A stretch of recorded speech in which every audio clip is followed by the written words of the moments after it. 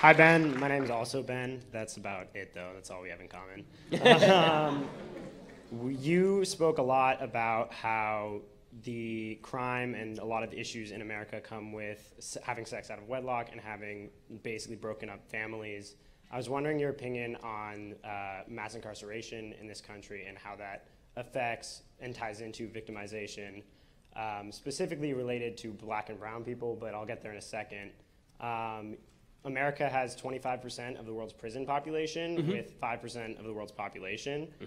So obviously a lot of your families where kids go wrong, they don't have the support systems. That's why their fathers or their mothers are in prison.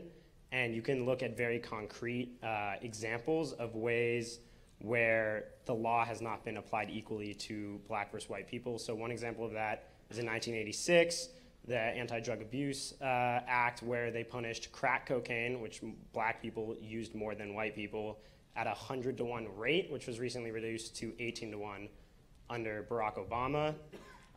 So I don't see how you can claim that everyone is treating equally and no one is victimized on a systemic level when you have laws that punish one race that is more likely to use one type of drug more than another race, when it's actually been shown that among kids our age, white people and suburban kids are more likely to use drugs in schools than black inner city kids. Okay, so there's a lot there, and you're right, we disagree on everything. So, so to begin with, I don't believe in the concept of mass incarceration because that implies that the police are going into black communities with a lasso, rounding people up and taking them to jail for no reason. I don't think that's happening.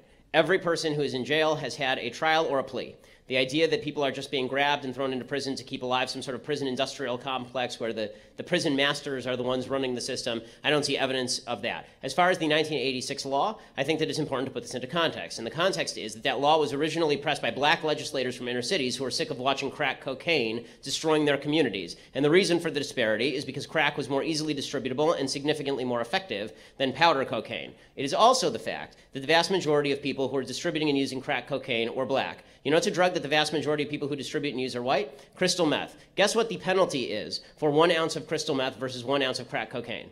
They are identical.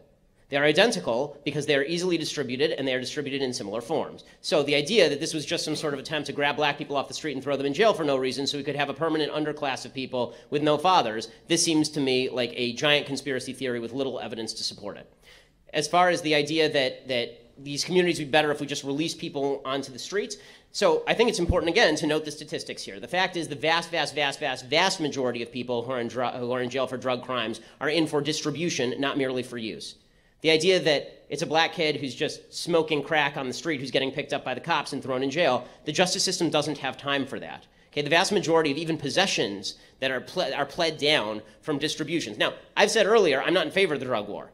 Okay, but I can tell you something. The people who are currently acting in criminal fashion in the drug war aren't going to be out acting as model citizens as a general rule. A lot of those people are going to be committing other crimes because this has been the history of the United States. When you make a substance illegal, the people who are criminals were criminals before and they're criminals after. Al Capone was not going to turn into a banker after Prohibition ended. And the same thing is true for a lot of the people who are committing criminal acts by distributing illicit substances. So I think that to pretend that the epidemic of single motherhood is going to end, all these guys are just going to decide, you know what, I've decided to marry that girl, I'm going to stay home, and it's going to be like Leave It to Beaver. When they were dealing crack on the corner to 12-year-old kids the day before, I think that's a little bit of a myth. Yeah, I want to respond to one specific point. You were saying the idea that cops are going into black communities and lassoing up black people is completely ridiculous. How would you explain the amount of black people in jail currently? Higher numbers of black people committing crimes.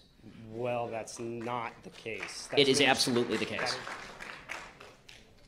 It's been statistically shown that white people use drugs just as much as black. And as I said, people are generally not arrested for using drugs. They're generally arrested for drug distribution in the drug war. Do white people not distribute drugs?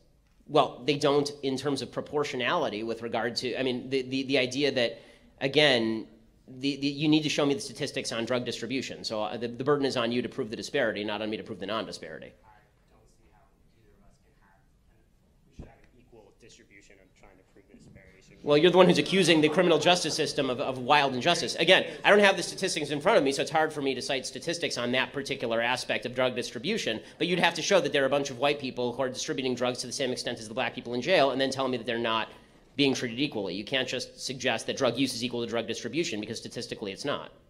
Okay. Thank you. Yo,